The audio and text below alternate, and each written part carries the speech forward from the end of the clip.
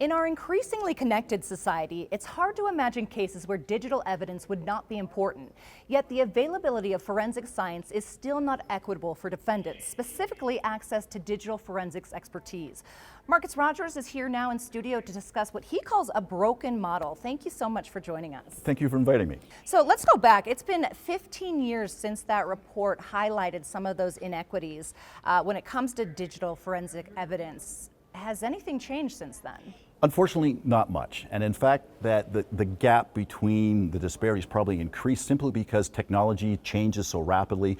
There's technology today that we didn't have back then. And the personal use of technology has just exploded. I can't think of anybody that doesn't have a digital device, a watch or a smartphone. It's not necessarily a computer anymore, but you have a piece of, you have a digital device on you that's collecting evidence all the time. And because of that, there are basically not one investigation that I can think of where digital evidence wouldn't be important, yet the availability to the experts and the cost for experts in software and hardware has increased, and that's really made the gap widen. And what would you say are some of the biggest challenges when it comes to the use of digital evidence? Some of the biggest challenges are the sheer volume.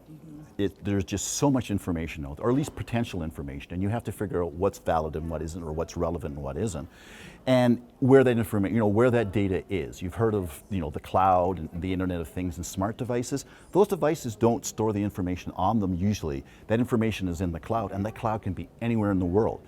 So the problem is, where is this information? And once you identify it, do you have the legal authority to collect that information? In some cases, you don't. Our focus today is on trends in technology. What can you tell us that you're noticing in the digital forensic science area?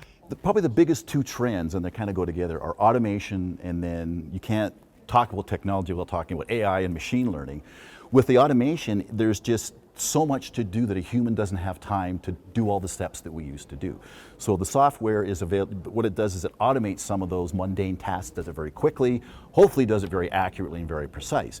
And then the other part is there's just so much information, it overwhelms a human to try and figure out what's relevant. We can't look at everything.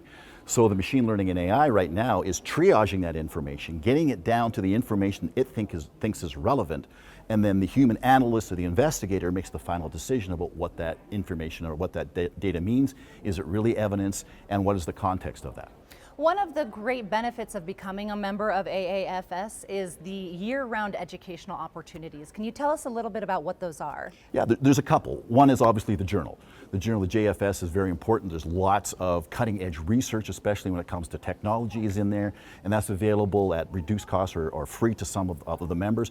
The other is the webinars and the seminars and the online training and education that we can now get through the Academy. When I first started, we didn't have that, and it's brilliant. So now in between these annual meetings where we're having this fabulous scientific presentations, we have access to some of the same presentations that were here that we didn't have a chance to see, and new information in between the meetings. And that's part of it is through AAFS Connect.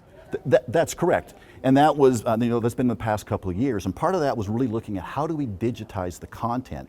We have a different membership than we had when I first started. The younger generation of forensic scientists are used to learning online. They're used to going to webinars and seeing, panels that are on Zoom. So what the Academy wanted to do is take some of that information that we've had here, put it online, and offer our membership the opportunity to have some of these more webinars and these training and educational opportunities in the media that they are very used to, and that's online. And it's really taken off. Marcus Rogers, thank you so much for taking the time to sit down with us Well, today. Thank you very much.